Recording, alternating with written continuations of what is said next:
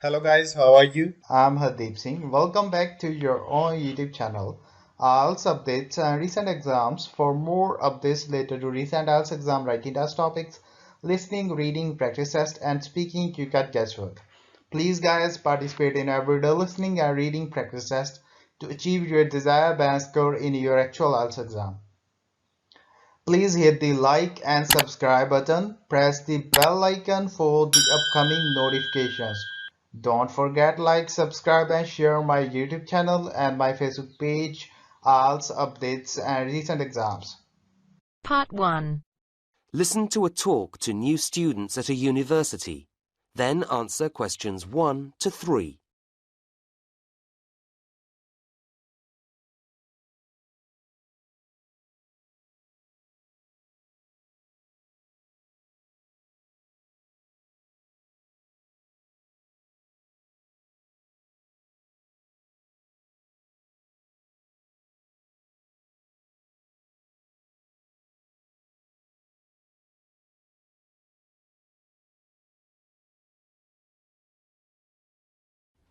Hi! It's good to see you all here today. And what a pity the weather is so bad for your first day at university. It could at least have stayed sunny today. Now, my name is Pat Baker. I work for Student Services and I'm going to tell you all about our mentoring scheme for new students. We've had it in place for a few years now, and people starting at university for the first time in general find it a very positive experience at these meetings. What happens is this. Each of you, if you want to, that is, will be assigned a mentor. That is, someone who's been studying here for a year or two and who can show you the ropes. In other words, show you how things work, give you advice if you need it, and just generally be a friendly contact for you in the university. Of course, you'll have your tutors and lecturers who will also help you with academic problems, but this is someone more your own age who has been through the same experience quite recently. What the mentor does is have a group of usually 2 or 3 students, and he or she organises meetings, preferably about once every 2 weeks. We generally find that more than that's just too often, where you chat about your problems, university life, or just about things in general, and your mentor will give you the benefit of his or her experience. If you're joining this scheme, you'll be meeting your mentor today, just after lunch. If you haven't signed up, by the way, it's not too late. Come and see me after the talk. Don't be frightened about this first meeting. It's going to be quite short, so you won't have time to tell your mentor all your difficulties. You'll just get to know each other a little bit and, most importantly, fix a time and a place for your next meeting, which you can have when you're feeling more relaxed and not so overwhelmed by the newness of it all. Before the talk continues, you have some time to look at questions 4 to 10.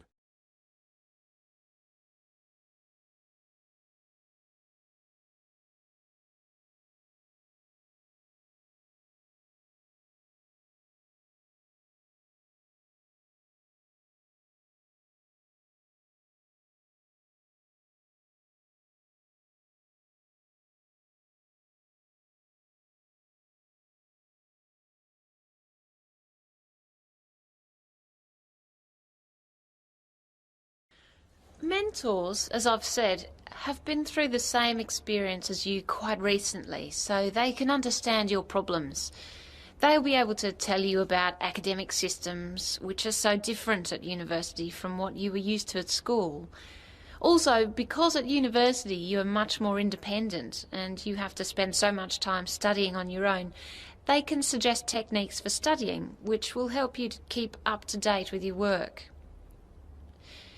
This university is an enormous place, so another thing which they'll be able to help with is university facilities. You know, anything from sports halls to libraries to medical services, and they can probably help you get involved in all sorts of social activities too. Parties, clubs, sports, whatever. So, as you can see, this is a pretty useful scheme, but it does rely on people keeping in touch. The telephone's pretty useful if you have one, but students are busy people and often out doing things, so email is probably better. Your mentor will be able to show you how to get an email account. They don't cost anything to students. They're free. For people who have never been away from home before, a mentor is a useful contact and support, somewhere between a friend and a parent.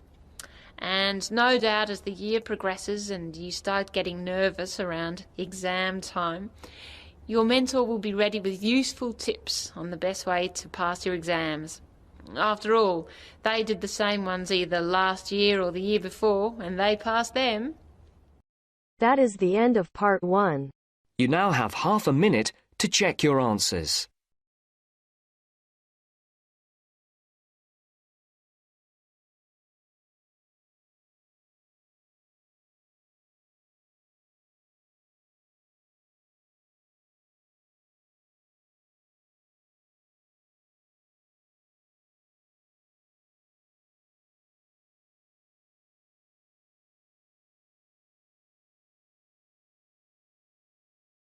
Now turns to part 2.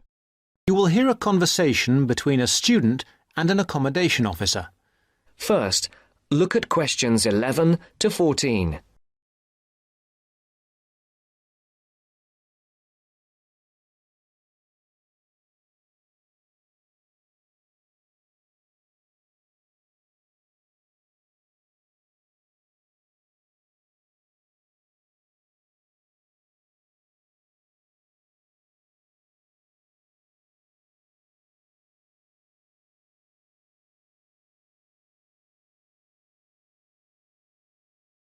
Listen carefully.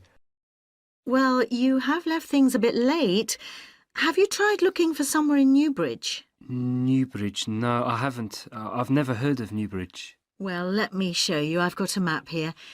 Here's where everything is. You come into Newbridge over the bridge, and the main road in front of you is, surprisingly enough, the High Street.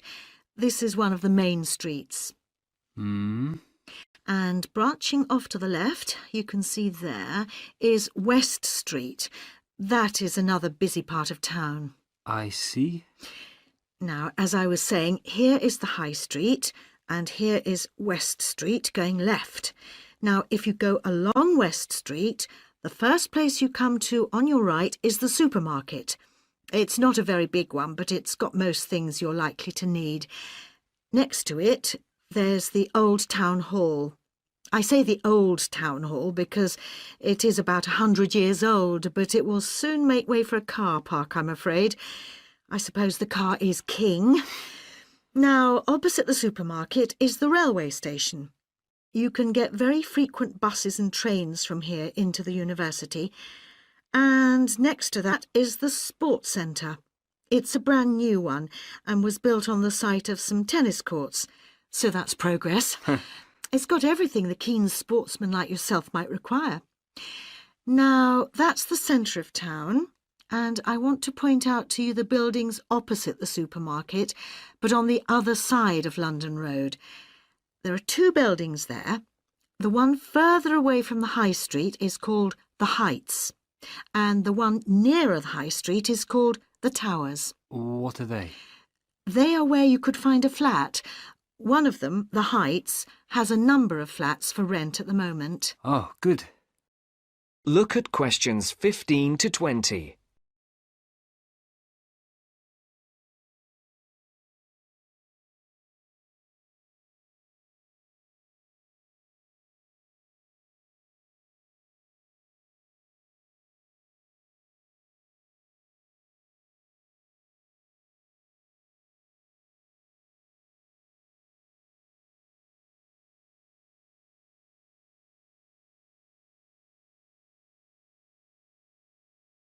You will now listen to the second part of the talk. Now, the first one is flat 4. That's a nice flat with a balcony, and you need to apply to the Newbridge Accommodation Agency to ask about that one.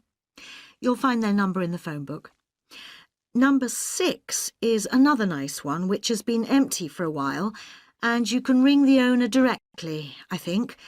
Yes, I've got her number written here. There it is. Right, thank you. Good. Now, number 8 is a re-advertisement. What do you mean? Well, it did have a tenant, but now it is for rent again, so I'd like to ask about that one. Leave it with me and I'll look into it for you. Then we can talk about it when I've got more information. Okay. Are there others in this block? Yes, there's number 10. Now, this one's a bit strange. It's advertised with an agency as well as privately in the local paper. Normally, if it's advertised through an agency, you shouldn't really go behind the agency and go directly to the owner. But on this occasion, I suggest you just answer the advert here in the newspaper, which the owner has obviously put in. Okay. Finally, there is number 14. This is with the New Start agency. This is an agency started by the girl who was my assistant here, and she left to make money for herself, so she's not my favourite person. But I'm afraid I would have to advise you to go through the agency anyway. Again, their number is in the phone book. All right, is that something for you to be starting with? That's great. But what kind of place is Newbridge? It's a nice place. It was developed about 100 years ago, really for people who worked in the factories around there. They were clothing factories and everyone worked in them, men, women, boys and girls. Then, when the factories closed down, things got very difficult for the town. There was a huge amount of unemployment until a few years ago when, in the telecoms boom, a company making mobile phones started up. I think your phone was made in Newbridge. And now this company employs most of the people in the town. There are new housing estates on the edge of the town, but they're mostly occupied by young families, and there isn't much student accommodation there. Most flats and so on are in the centre. That sounds good. Well, let me know how you get on. Yes, of course. Thank you. Bye. Bye. That is the end of part 2. You now have half a minute to check your answers.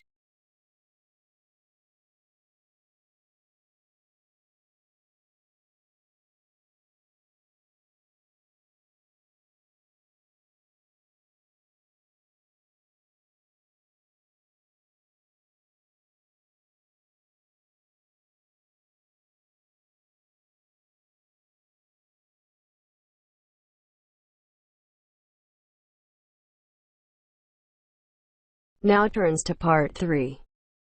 You will hear a conversation between a student called Mark and his teacher, Professor Jones. First, you have some time to look at questions 21 to 25.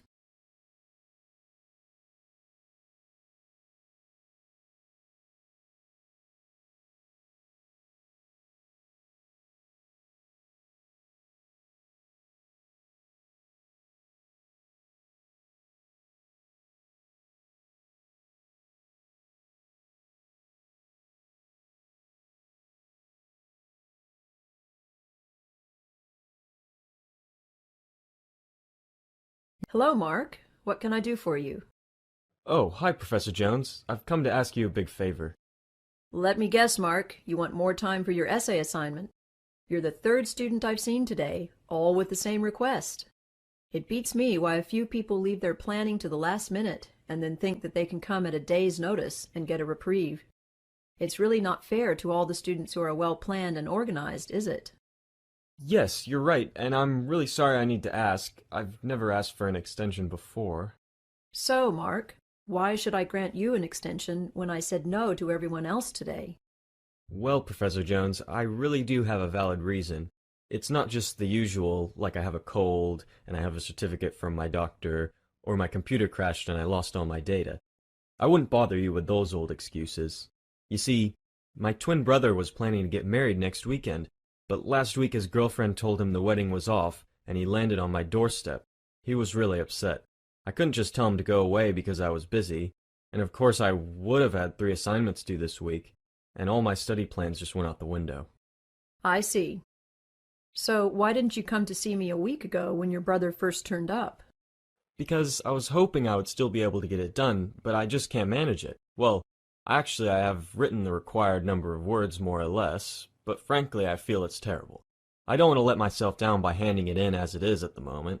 and I really don't want to drop my grade point average by getting a low mark on this assignment. Well, the course handbook states very clearly that at least 5 days' notice is required for any extension, except in emergencies. Those rules were designed to make it fair for everyone, you see. You're supposed to submit a request on the proper form, and you can send it by email. And you also need to make an appointment and discuss your request in person, as you have done now. Your problem does come very squarely under the family issues category, so you probably would have got some extra time if you'd done that. I'm not really inclined to grant this request now, you know. Yes, I know I've really messed up. I suppose I'll just have to hand it in as it is and take a lower grade. Before you hear the rest of the conversation, you have some time to look at questions 26 to 30.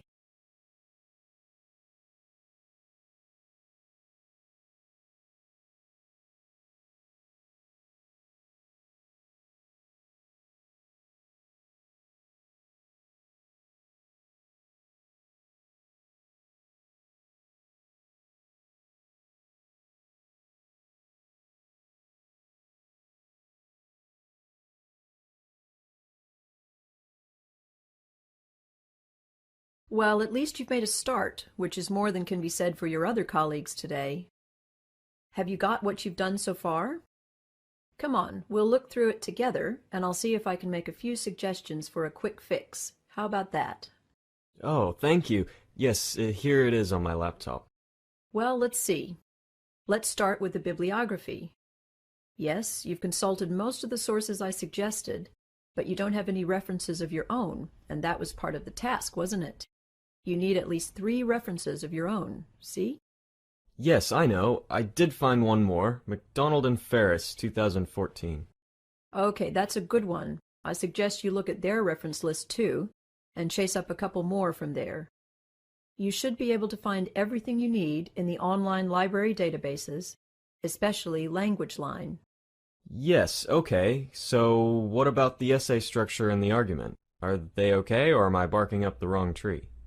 Well, you just seem to jump straight into your first point here. I'm not sure where your essay is going. Where's the introduction? Oh, right. I always leave that till the end, and write it after I've finished the rest of the essay. That way, it ties into what I've already written. Well, that's what we were taught in the study skills course, anyway. Yes, and you're quite right. So tell me about your ideas. What's your main argument? Well, I'm not really sure. I think I understand the 3 opposing theories okay, but I don't really have a strong opinion about which one is correct. I was more thinking of explaining them all as clearly as I can, and then giving the evidence for each one. I don't think there's a clear-cut right or wrong. Well, that's my opinion anyway. Do we need to say that one is better than the other 2? No, you don't. And what you are planning to do is often the best way to go about it. Well, I've been skimming through what you've written while we've been talking, and one thing you definitely must do before you submit this assignment is to edit it for grammar and spelling mistakes. There are a lot of errors here, just simple things that are easy to fix. But still, I can see you've done the basic work, and I do sympathize with your brother. It must be very difficult for him. So I'll give you 1 extra day on this essay. Oh, thank you, Professor Jones. Thank you. I'll hand it in before 5 p.m. on Wednesday, then. Yes, that's the final deadline. Goodbye now. That is the end of part 3. You now have half a minute to check your answers.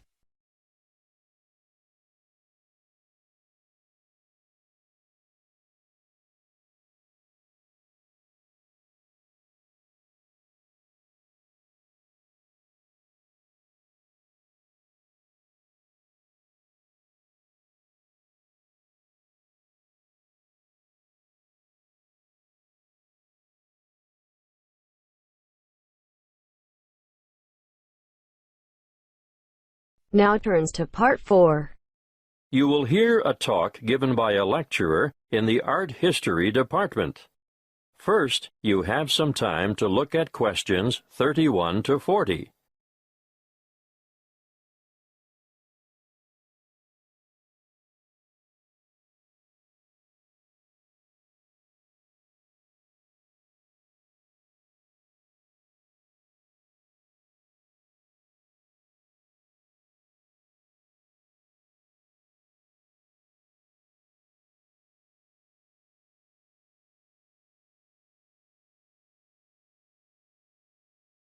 In this lecture today, I'm going to introduce you to an American painter, Charles Willson Peale. You may be familiar with his portraits, but did you know that he never even saw a painting till he was a grown man? He was born in Maryland in 1741. His father died when he was 9, and the family struggled financially for the next few years, and Charles became a saddle-maker's apprentice. One day, he went to Norfolk for supplies, and there he saw paintings for the first time. He thought they were so bad that he felt sure he could do better, so he decided to make painting his career. In 1766, he went to London to study painting with Benjamin West. Whilst there, he painted this portrait in 1768. See Slide 1, Pitt as a Roman senator. Notice how elaborately symbolical this portrait is. The symbolism arises, of course, from Pitt's famous speech to the British Parliament, where he draws an analogy between the ancient Roman Senate's view of a barbaric Britain and the prevailing European view of the time of a barbaric African continent fueling the slavery trade. Perhaps you didn't know that the Romans used Britons as slaves. But I digress. Back to Peale. He returned to America and in 1772 painted the first ever portrait of George Washington. See Slide 2. In 1773, he painted a group portrait of himself, his wife, mother, brothers, sister, his old nurse, and an unidentified baby. Just look at the slide. This painting is simply called The Peale Family, and you can almost feel the exuberance of the family and their warmth towards one another. He enjoyed great success as a portraitist prior to the Revolution, and served with distinction in the Revolution. During this time, he became friends with George Washington, Benjamin Franklin, and Thomas Jefferson. After the war, he continued to paint, and when his wife died in the 1790s, as a result of her 11th pregnancy, he remarried. He had 17 children in all, naming the sons after famous painters or scientists. Although perhaps best known for his portraits of famous people, Peale liked novelty. Look at this slide of his 2 sons, Raphael and Titian, life-size, climbing a narrow stairway. This painting, The Staircase Group, 1795, was exhibited in a doorway as a trompe-l'oeil, and it is said that it did, in fact, fool the eye of George Washington. Even as far back as 1772, we can see his desire for difference in Rachel weeping. It's a rather macabre portrait of his first wife crying over the death of one of their children, their daughter Margaret. I'd like to show you one more slide to demonstrate his innovative approach. This is a portrait of his brother, James, sitting at his desk at night, with only his face illuminated by a lamp. This was painted much later than the others, in 1822. You know, Peale believed anyone could learn to paint, and he taught painting to his brothers, sisters, sons, daughters, nephews, nieces, and other relatives. 4 of his sons, Titian, Rubens, Rembrandt, and Raphael, became painters, as did his brother James. Before you hear the rest of the conversation, you have some time to look at questions